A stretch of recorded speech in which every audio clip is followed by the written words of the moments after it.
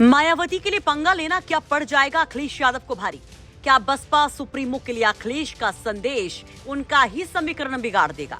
ये सवाल उठ रहे हैं सोशल मीडिया पर आई एक वायरल चिट्ठी से, जो अखिलेश यादव के नाम है। और ये चिट्ठी लिखी है उन्हीं बीजेपी विधायक की पत्नी ने, जिन पर मायावती पर अभद्र टिप्पणी करने का आरोप लगाकर अखिलेश यादव बरस पड़े थे। मानहानि का केस करवाने की बात तक कर दी थी। दरअसल एक टीवी डिबेट में मायावती पर टिप्पणी करने वाले बीजेपी विधायक राजेश चौधरी की पत्नी ने खोल दिया है अखिलेश यादव के खिलाफ मोर्चा। एक लंबी चौड़ी चिट्ठी लिखकर राजेश चौधरी की पत्नी सुमन चौधरी अखिलेश यादव से कई सवाल पूछ लेती हैं और खेल देती हैं एक बड़ा दांव, रच देती हैं एक चक्रव्यूह, बता देती है अखिलेश यादव को जाट विरोधी, कह देती है कि अखिलेश जाटों से नफरत करते हैं।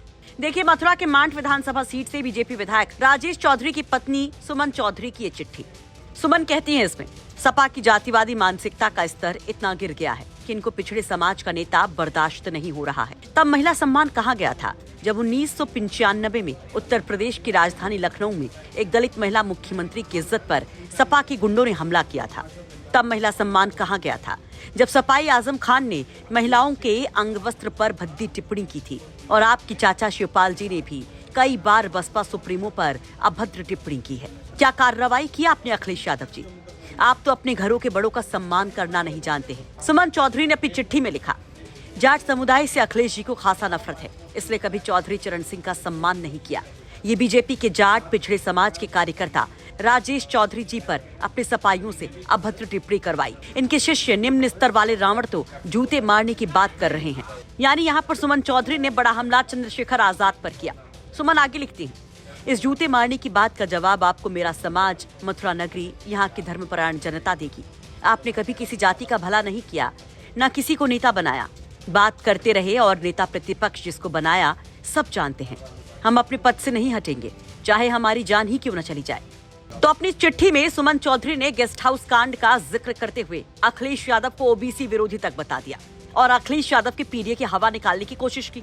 दरअसल एक निजी चैनल भारत समाचार में डिबेट के दौरान कुछ दिन पहले बीजेपी विधायक राजेश चौधरी ने मायावती को लेकर कहा था कि मायावती को पहली मुख्यमंत्री हमने बनाया, लेकिन वो हमारी भूल थी।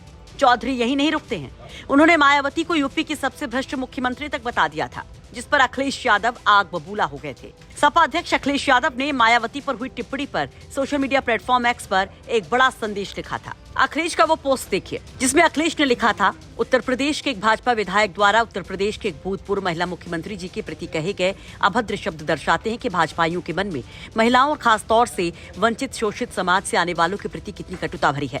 राजनीति भेदभाव अपनी जगह होते हैं, लेकिन एक महिला के तौर पर उनका मान सम्मान खंडित करना किसी को भी अधिकार नहीं है। भाजपाई कह रहे हैं कि उन्हें मुख्यमंत्री बनाकर हमने गलती की थी। ये भी लोकतांत्रिक देश में जनमत का अपमान है और बिना किसी आधार की आरोप लगाना कि वो सबसे भ्रष्ट मुख्यमंत्री थी बेहद आपत्तिजनक है। भाजपा के विधायक के ऊपर सार्वजनिक रूप से दिए गए इस वक्तव्य के लिए मानहानि का मुकदमा होना चाहिए। भाजपा ऐसे विधायकों को प्रश्रय देकर महिलाओं के मान सम्मान को गहरी ठेस पहुंचा रही है। अगर ऐसे लोगों के खिलाफ भाजपा तुरंत अनुशासनात्मक कार्रवाई नहीं करती तो मान लेना चाहिए कि ये किसी एक विधायक का व्यक्तिगत विचार नहीं, बल्कि पूरी भाजपा का है। घोर निंदनीय। यानी अखिलेश यादव ने मायावती पर बीजेपी विधायक के बयान को महिला अस्मिता और शोषित वंचित समाज से जोड़ दिया था। इसके बाद मायावती के लिए अखिलेश यादव के समर्थन की खूब चर्चा भी हुई थी, जिसके बाद मायावती ने भी अखिलेश यादव का आभार व्यक्त किया था। वैसे अब जिस तरह से इस पूरे मामले को बीजेपी विधायक राजेश चौधरी की पत्नी ने घुमा दिया और वो जो शोषित वंचितों का नारा अखिलेश यादव ने दिया था, उसी पर सवाल उठा दिया। आपको बता दें कि उत्तर प्रदेश में जाट समुदाय ओबीसी कैटेगरी में आता है और जाट अस्मिता के जरिए सुमन चौधरी ने अखिलेश यादव के पीडीए की हवा निकालने की कोशिश की है। तो क्या ये वाकई में अखिलेश के लिए मुश्किल भरा रहेगा? इस पर आप लोग अपनी राय जरूर रखिए। ब्यूरो रिपोर्ट, यूपी तक।